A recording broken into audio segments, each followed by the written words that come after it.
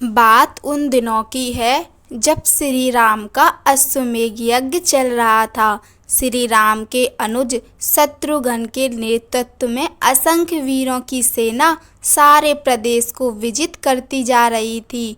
जहाँ भी यज्ञ का अश्व जा रहा था, इस क्रम में कई राजाओं के द्वारा यज्ञ का घोड़ा पकड़ा गया, लेकिन अयोध्या की सेना के आगे उन्हें झुकना पड़ा।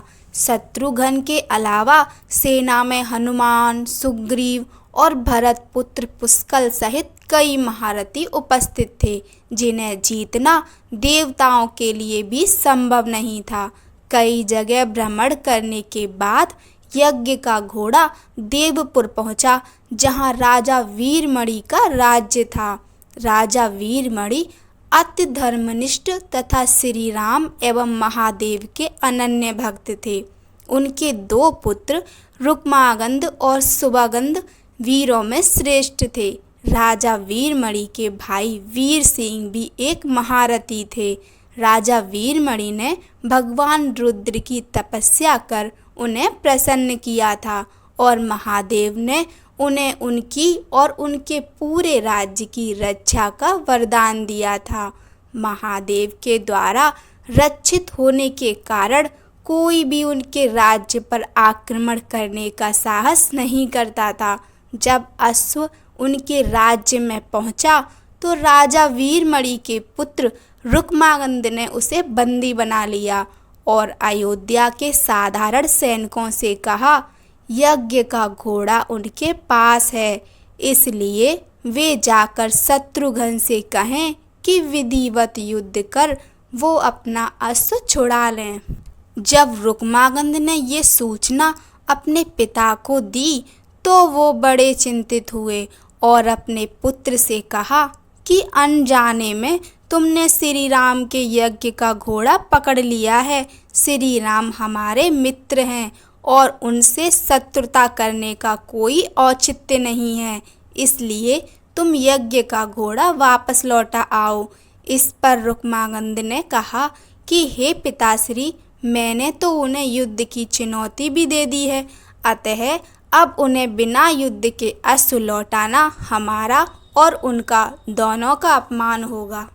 अब तो जो हो गया है उसे बदला नहीं जा सकता, इसलिए आप मुझे युद्ध की आज्ञा दें। पुत्र की बात सुनकर वीरमणि ने उसे सेना सुसज्जित करने की आज्ञा दे दी।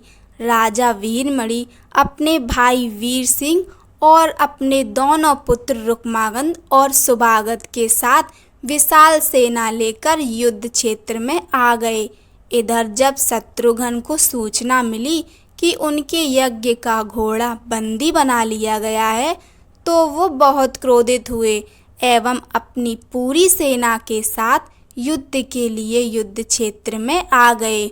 उन्होंने पूछा कि उनकी सेना में कौन अश्व को छुड़ाएगा, तो भरत पुत्र पुष्कल ने कहा कि तातश्री, आप चिंता ना करें, आपके आशीर्वाद और श्री राम के प्रताप से मैं आज ही इन सभी योद्धाओं को मारकर अश्व को मुक्त कराता हूँ। वे दोनों इस प्रकार बात कर रहे थे कि पवनसुत हनुमान ने कहा कि राजा वीरमणि के राज्य पर आक्रमण करना स्वयं परम पिता ब्रह्मा के लिए भी कठिन है, क्योंकि ये नगरी महाकाल द्वारा रक्षित है। अतः उचित यही होगा कि पहले हमें बातचीत द्वारा राजा वीरमणि को समझाना चाहिए, और अगर हम ना समझा पाए तो हमें श्री राम को सूचित करना चाहिए। राजा वीरमणि श्री राम का बहुत आदर करते हैं, इसलिए वे उनकी बात नहीं टाल पाएंगे। हनुमान की बात सुनकर शत्रुघ्न बोले कि हमारे रहते अगर श्री राम को युद्ध भूमि में आना पड़े, ये हमारे लिए अत्यंत लज्जा की बात है। अब जो भी हो, हमें युद्ध तो करना ही पड़ेगा। ये कहकर वे सेना सहित युद्ध भूमि में पहुंच गए। भयानक युद्ध छिड़ गया। भरत पुत्र पुष्कल सीधा जाकर राजा वीरमणि से भिड़ गया। दोनों अतुलनीय वीर थे। वे दोनों तरह तरह के शस्त्रों का प्रयोग करते हुए युद्ध करने लगे। हनुमान राजा वीरमणि के भाई महापराक्रमी वीर सिंह से युद्ध करने लगे।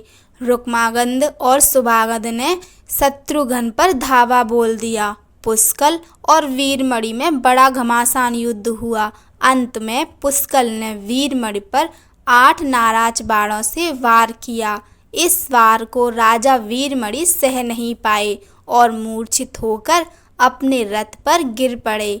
वीर सिंह ने हनुमान पर कई अस्त्रों का प्रयोग किया पर उन्हें कोई हानि न पहुंचा सके। हनुमान ने एक विकट पेड़ से वीर सिंह पर वार किया। इससे वीर सिंह रक्त वमन करते हुए मूर्छित हो गए। उधर श्री शत्रुघ्न और राजा वीरमणि के पुत्रों में असाधारण युद्ध चल रहा था। अंत में कोई चारा ना देखकर शत्रुघ्न ने दोनों भाइयों को नागपाश में बांध लिया। अपनी विजय देखकर शत्रुघ्न की सेना के सभी वीर सिंहनाद करने लगे। उधर राजा वीरमणि की मूर्छा दूर हुई तो उन्होंने देखा कि उनकी सेना हार के कगार पर है। ये देखकर उन्होंने भगवान रुद्र का स्मरण किया। महादेव ने अपने भक्त को मुसीबत में जानकर वीरभद्र के नेतृत्व में नंदी, भृंगी सहित सारे गणों को युद्ध क्षेत्र में भेज दिया। महाकाल के सारे अनुचर उनकी जय जयकार करते हुए अयोध्या की सेना पर टूट पड़े। शत्रुघ्न, हनुमान और बाकी योद्धाओं को लगा कि जैसे प्रलय आ गया हो। जब उन्होंने भयानक मुख वाले रुद्र अवतार वीरभद्र, नंदी, भृंगी सहित महादेव की सेना देखी तो सारे सैनिक भय से कांप उठे। शत्रुघ्न ने हनुमान से कहा कि जिस वीरभद्र ने बात ही बात में दक्ष प्रजापति की मस्तक काट डाला था और जो तेज और समता में स्वयं महाकाल के समान है, उसे युद्ध में कैसे हराया जा सकता है। ये सुनकर पुष्कल ने कहा कि हे तातश्री, आप दुखी मत हों। अब तो जो भी हो हमें युद्ध तो करना ही पड़ेगा। ये कहते हुए पुष्कल वीरभद्र से, हनुमान नंदी से और शत्रुघ्न भृंगी से जा भिड़े। पुष्कल ने अपने सारे दिव्यास्त्रों का प्रयोग वीरभद्र पर कर दिया, लेकिन वीरभद्र ने बात ही बात में उसे काट दिया। उन्होंने पुष्कल से कहा कि हे बालक, अभी तुम्हारी आयु मृत्यु को प्राप्त होने की नहीं है, इसलिए युद्ध क्षेत्र से हट जाओ। उसी समय पुष्कल ने वीरभद्र पर शक्ति से प्रहार किया, जो सीधे उनके मर्म स्थान पर जाकर लगा। इसके बाद वीरभद्र ने क्रोध से थर्राते हुए एक त्रिशूल से पुष्कल का मस्तक काट लिया और भयानक सिंहनाद किया। उधर भृंगी आदि गणों ने शत्रुघ्न पर भयानक आक्रमण कर दिया। अंत में भृंगी ने महादेव के दिए पास में शत्रुघ्न को बांध दिया। हनुमान अपनी पूरी शक्ति से नंदी से युद्ध कर रहे थे। उन दोनों ने ऐसा युद्ध किया जैसा पहले किसी ने नहीं किया था। दोनों श्री राम के भक्त थे और महादेव के तेज से उत्पन्न हुए थे। काफी देर लड़ने के बाद कोई और उपाय ना देखकर नंदी ने शिवास्त्र के प्रयोग कर हनुमान को पराभूत कर दिया। अयोध्या के सेना की हार देखकर राजा वीरमणि की सेना में जबरदस्त उत्साह आ गया और वे बाकी बचे सैनिकों पर टूट पड़े। ये देख हनुमान ने शत्रुघ्न से कहा कि मैंने आपसे पहले ही कहा था कि ये नगरी महाकाल द्वारा रक्षित है, लेकिन आपने मेरी बात नहीं मानी। अब इस संकट से बचाव का एक ही उपाय कि हम सब श्री राम को याद करें। ऐसा सुनते ही सारे सैनिक शत्रुघ्न, पुष्कल एवं हनुमान सहित श्री राम को याद करने लगे। अपने भक्तों की पुकार सुनकर श्री राम तत्काल ही लक्ष्मण और भरत के साथ वहां आ गए। अपने प्रभु को आया देख सभी हर्षित हो गए एवं सबको ये विश्वास हो गया कि अब हमारी विजय निश्चित है।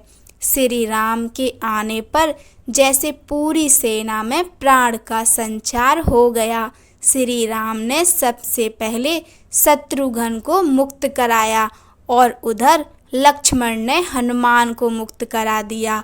जब श्री राम, लक्ष्मण और श्री भरत ने देखा कि पुष्कल मृत्यु को प्राप्त हो चुके हैं तो उन्हें बड़ा दुख हुआ।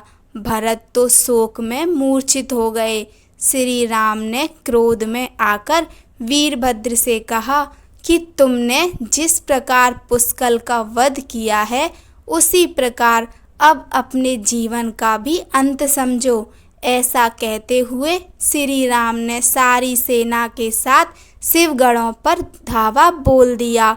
जल्द ही उन्हें ये पता चल गया कि शिवगढ़ों पर साधारण अस्त्र बेकार हैं, इसलिए उन्होंने महर्षि विश्वामित्र द्वारा प्रदान किए दिव्य अस्त्रों से वीरभद्र और नंदी सहित सारी सेना को विदीर्ण कर दिया।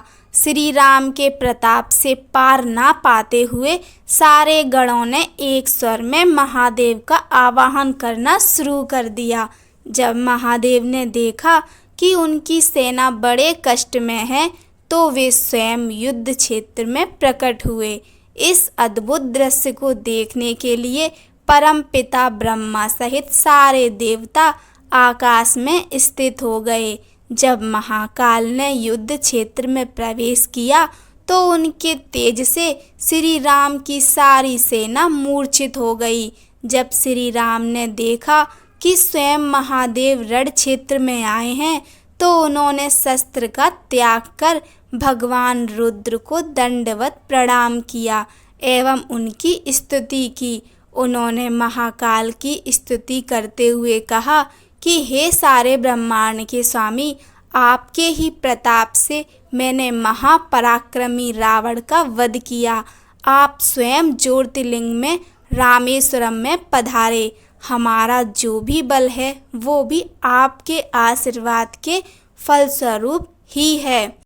ये जो अश्वमेध यज्ञ मैंने किया है वो भी आप ही की इच्छा से ही हो रहा है, इसलिए हम पर कृपा करें और इस युद्ध का अंत करें। ये सुनकर भगवान रुद्र बोले कि हे राम, आप स्वयं विष्णु के दूसरे रूप हैं। मेरी आपसे युद्ध करने की कोई इच्छा नहीं है। फिर भी चूंकि मैंने अपने भक्त वीरमणि को उसकी रक्षा का वरदान दिया है, इसलिए मैं इस युद्ध से पीछे नहीं हट सकता। अतः संकोच छोड़कर आप युद्ध करें। श्री राम ने इसे महाकाल की आज्ञा मानकर युद्ध करना शुरू किया। दोनों में महान युद्ध छिड़ गया, जिसे देखने देवता लोग आकाश में स्थित हो गए। श्री राम ने अपने सारे दिव्यास्त्रों का प्रयोग महाकाल पर कर दिया, पर उन्हें संतुष्ट नहीं कर सके। अंत में उन्होंने पाशुपतास्त्र के संधान किया और भगवान शिव से बोले कि हे प्रभु, आपने ही मुझे ये वरदान दिया है कि आपके द्वारा प्रदत्त इस अस्त्र से त्रिलोक में कोई पराजित हुए बिना नहीं रह सकता। इसलिए हे महादेव, आपकी ही आज्ञा और इच्छा से मैं इसका प्रयोग आप पर ही करता हूँ। ये कहते हुए श्री राम ने वो महान दिव्यास्त्र भगवान शिव पर चला दिया। वो अस्त्र सीधा महादेव के हृदय स्थल में समा गया और भगवान रुद्र इससे संतुष्ट हो गए। उन्होंने प्रसन्नता पूर्वक श्री राम से कहा कि आपने युद्ध में मुझे संतुष्ट किया है, इसलिए जो इच्छा हो वर मांग लें।